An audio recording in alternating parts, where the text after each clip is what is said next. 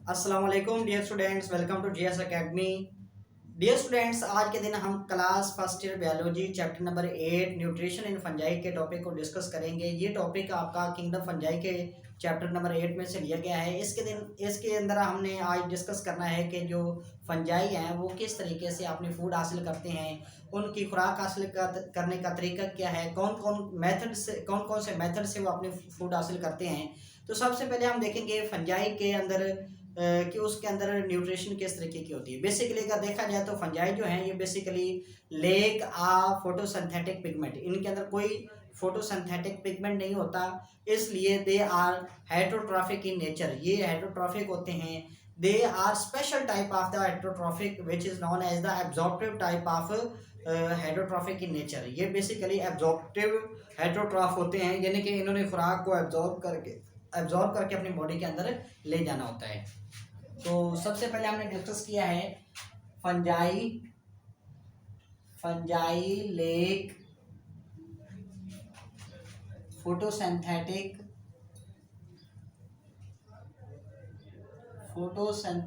Pigments. इसका मतलब ये है कि फंजाई के अंदर फोटोसिंथेटिक पिगमेंट नहीं होते, इस वजह से so they can not produce their own food. They obtain their food from dead organic matter.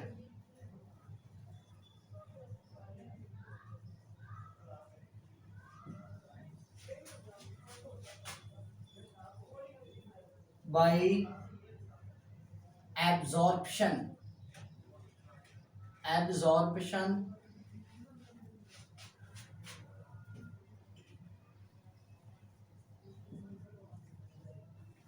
of the organic materials, so they are called absorptive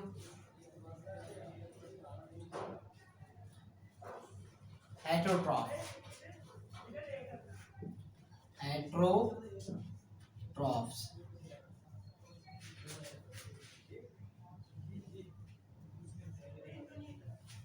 basically ये जो आपके सामने मैंने एक पैरा लिखा है, इसके अंदर ये बताया गया है कि fungi lake photosynthetic pigment, fungi के अंदर कोई फोटोसिंथेटिक पिगमेंट नहीं होते, इसलिए दे can not produce their own food, इसलिए ये अपनी खुराक खुद तैयार नहीं कर सकते। फिर इन्होंने अपनी खुराक कहाँ से लेनी होती है? They obtain their food from the dead organic matter.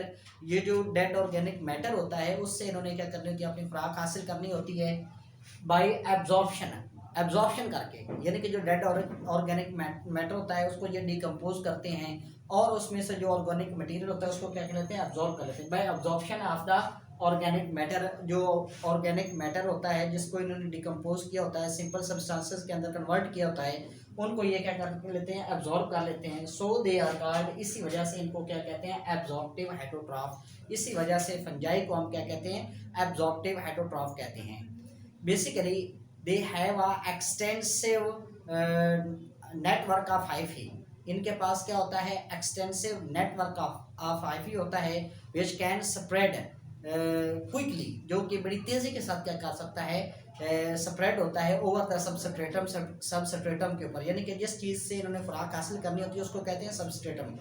उसके ऊपर इनका जो नेटवर्क ऑफ हाइफी है वो एक्सटेंसिव सिस्टम बना देता है ये, और बड़ी तेज़ी के साथ इसका नेटवर्क ऑफ हाइफी जो है फैल जाता है उसके ऊपर, ठीक है, और वहाँ से अपनी खुराक हासिल ये करते हैं, ठीक है। दे हैव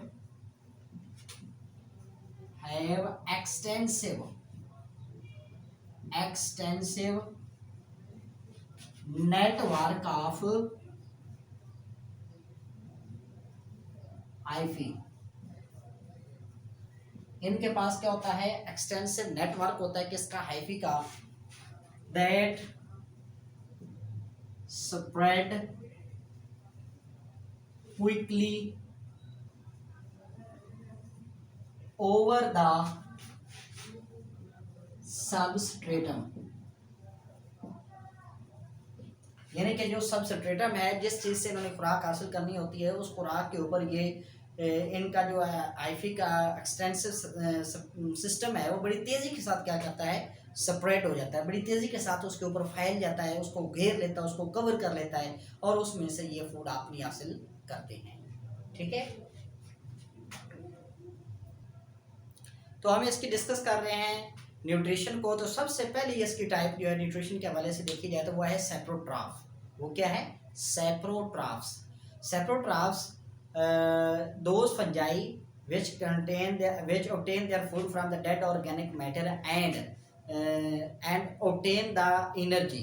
यानी कि ये वो फंजाई का सिस्टम होता है जिसके अंदर फंजाई क्या करते हैं, डेड ऑर्गेनिक मैटर से डायरेक्टली या इनडायरेक्टली क्या करते हैं, अपने फूड ऑब्टेन करते हैं। ऐसी न्यूट्रिशन को हम क्या कहते हैं, सेप्रोट्रॉफिक न्यूट्रिशन कहते हैं। और ऐसी फंजाई को हम क्या कहते हैं, सेप्रोट्राफ्स।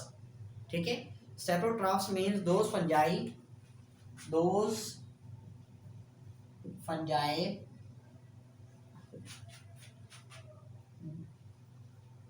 in which obtain their food from dead organic matter। Those fungi which obtain their food from the dead organic matter are known as the saprotrophs। Are known as saprotrophs।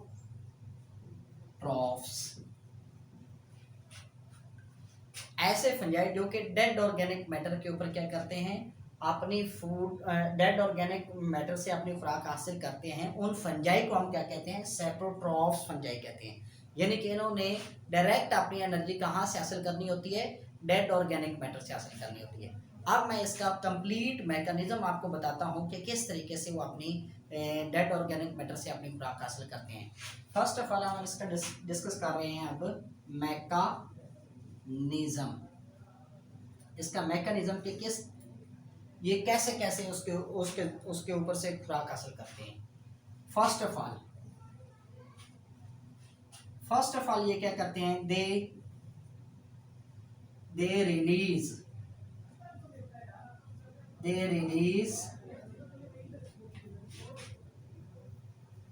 their fast digesting enzyme on substrate। Suppose आपके ये एक substrate है, इस substrate के इसके अंदर food है, उसके ऊपर ये क्या करेंगे, ये फूड है, उसके ऊपर ये क्या करेंगे, सबसे पहले अपने एंजाइम खाली करेंगे। क्या करेंगे, ये उसके ऊपर एंजाइम रिलीज करेंगे।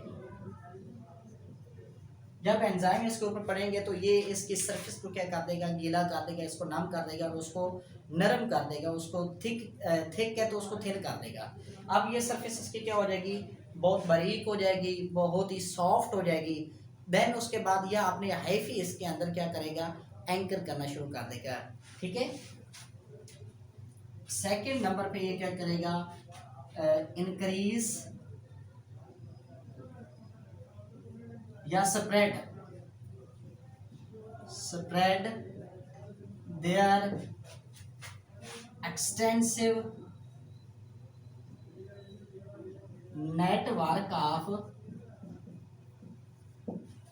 Hyphae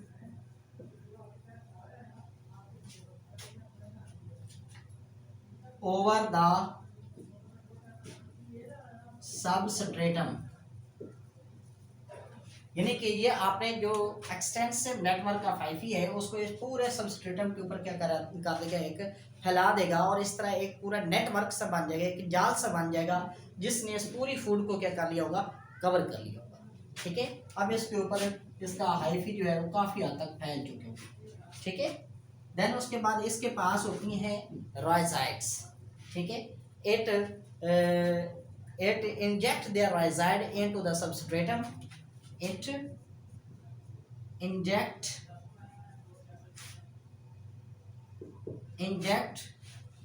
their rhizides into the substratum. ये जो सबस्ट्रेटम है इसके अंदर अपने राइजाइड को दाखिल कर देगा और राइजाइड को जब दाखिल करेगा तो जो डेड ऑर्गेनिक मैटर है उसको जब ये डिकम्पोज करेगा तो उन राइजाइड की मदद से उसमें से फूड को ये एब्जॉर्ब करेगा। क्या करेगा, एब्जॉर्ब करेगा और उसको अपनी बॉडी के अंदर इंटेक कर लेगा। ये था इसका बेसिक मैकेनिज्म कि सैप्रोफाइटिक फंजाई जो होती है ये किस तरीके से अपनी खुराक किसी भी सबस्ट्रेटम में से किसी भी ऑर्गेनिक मैटर से कैसे हासिल करती है। सबसे पहले बेसिकली इन्होंने क्या करना होता है, उस सबस्ट्रेटम की तोड़ फोड़ करने के लिए या उसकी सरफेस को नरम करने के लिए ये क्या करते हैं, अपने एंजाइम उसके ऊपर रिलीज करते हैं। देन उसके बाद जो उनका नेटवर्क ऑफ हाइफी होता है उसको पूरे सबस्ट्रेटम के ऊपर क्या कर देते हैं, फैला देते हैं। इस तरह पूरा एक जाल सा बन जाता है किसका, हाइफी का, किसके ऊपर, ओवर द सबस्ट्रेटम के ऊपर। ठीक है, सबस्ट्रेटम है क्या चीज़, जिस चीज़ से इन्होंने खुराक हासिल करनी है उसको क्या कहते हैं, सबस्ट्रेटम कहते हैं। ठीक है, उसके बाद दे इंजेक्ट देयर राइजाइड, वो फंजाई जो क्या करती है अपने राइजाइड को इंजेक्ट कर देती है इनटू द सबस्ट्रेटम के अंदर एंड एब्जॉर्ब द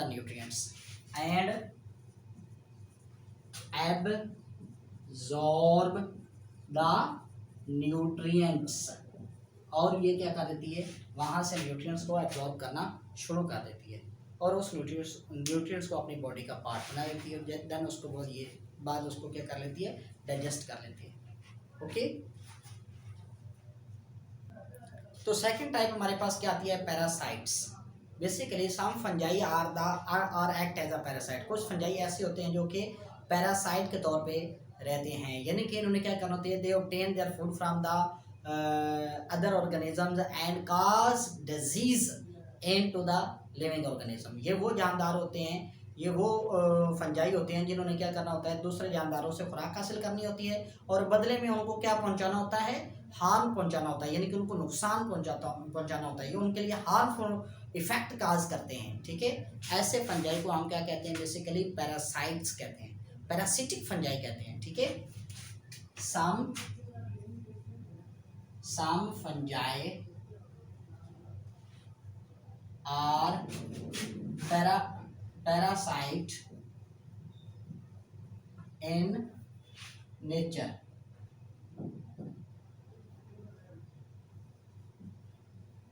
कुछ फंजाई ऐसे होते हैं जो कि नेचर के एतबार से क्या होते हैं, पैरासाइट्स होते हैं, यानी कि इन्होंने क्या करनी होती है, जानदारों से खुराक हासिल करना होता है, बदले में उनको नुकसान भी पहुंचाना होता है, ये इनकी शर्त है।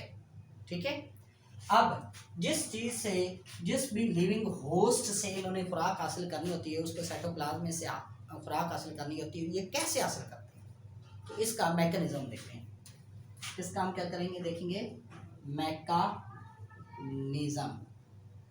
कि ये किस मैकेनिज्म के जरिए से खुराक हासिल करते हैं। अब सपोज ये लिविंग टिश्यू है, ठीक है, ये क्या है, living tissue.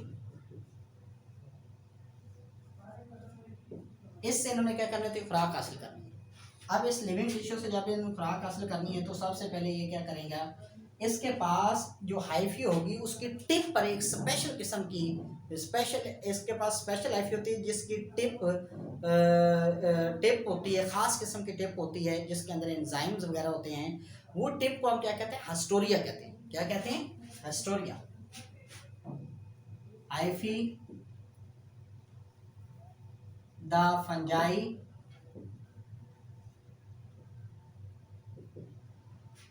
obtain their food from the host cytoplasm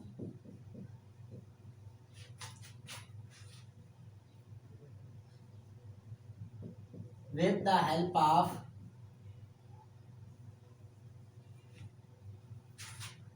special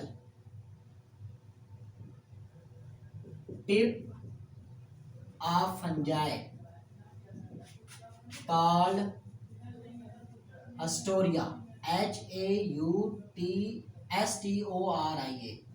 Astoria।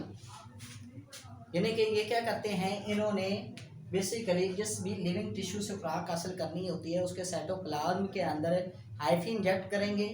वो हाइफी इंजेक्ट करेंगे जिसकी टिप खास किस्म के इंजाइमेटिक इंजाइम वगैरह रखती होगी, जिसको हम क्या कहते हैं, एस्टोरिया कहते हैं।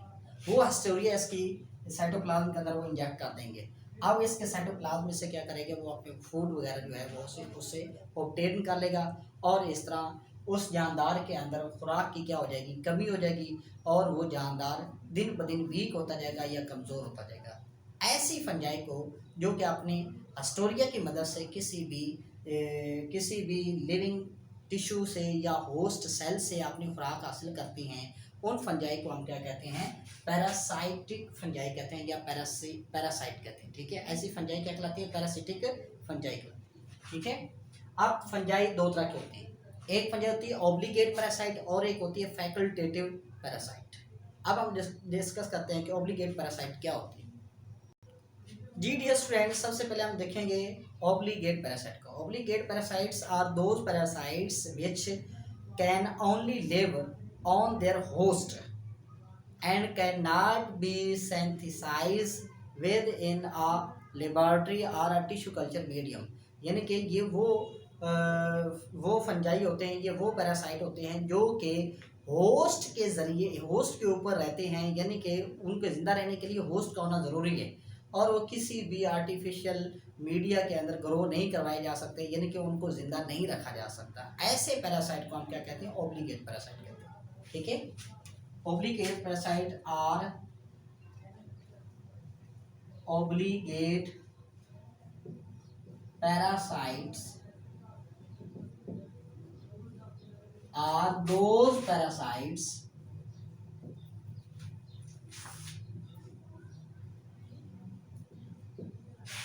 which only live on their host and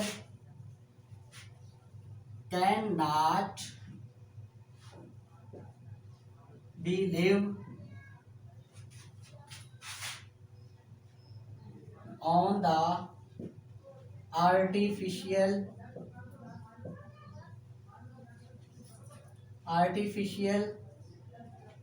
media.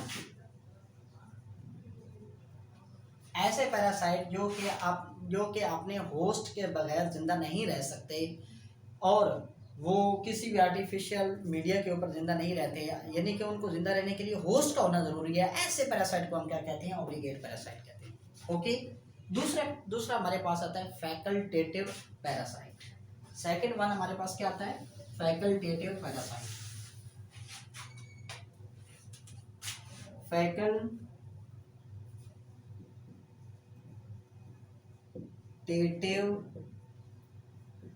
Parasites. Facultative parasites कौन से होते हैं, those parasites which can live on their host as well as they can grow on the artificial media, या they can live on the artificial media, that parasite are known as the facultative parasites। ऐसे parasite को हम क्या कहते हैं, facultative parasites कहते हैं। Okay,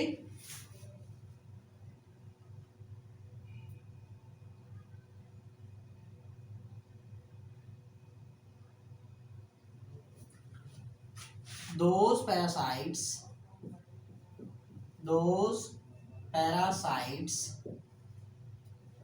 that can live on their host as well as can live on the artificial media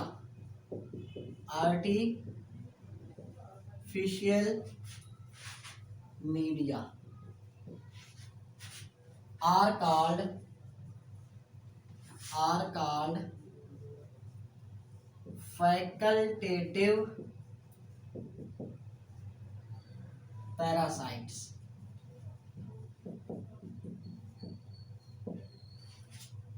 ji dear students, यहाँ पे असल बात समझनी है कि facultative parasites are those parasite that can live on their host. ये वो पैरासाइट होते हैं जो अपने होस्ट के ऊपर भी रह सकते हैं and as well as their host as well as on the artificial media, और ये अपने आर्टिफिशियल मीडिया के ऊपर यानी कि लेबॉर्ट्री के अंदर भी ये ग्रो कर सकते हैं या वहाँ पे भी जिंदा रह सकते हैं। ऐसे पैरासाइट को हम क्या कहते हैं? फैकल्टेटिव पैरासाइट्स कहते हैं। तो डियर स्टूडेंट्स, ये था हमारा आज का न्यूट्रिशन इन फंजाई के हवाले से, जिसके अंदर हमने 2 टॉपिक डिस्कस किए हैं। पहला टॉपिक हमने पीछे डिस्कस किया है सेप्रोट्रॉफ्स को, दूसरा हमने डिस्कस किया है आज पैरासाइट्स को। तो इसके हवाले से आपको कोई भी क्वेश्चन हो तो आप कमेंट्स बॉक्स के अंदर अपना क्वेश्चन ज़रूर लिखिए ताकि आपको उसका आंसर दे सकें। Thank you very much. Welcome to GS academy. अस्सलाम वालेकुम।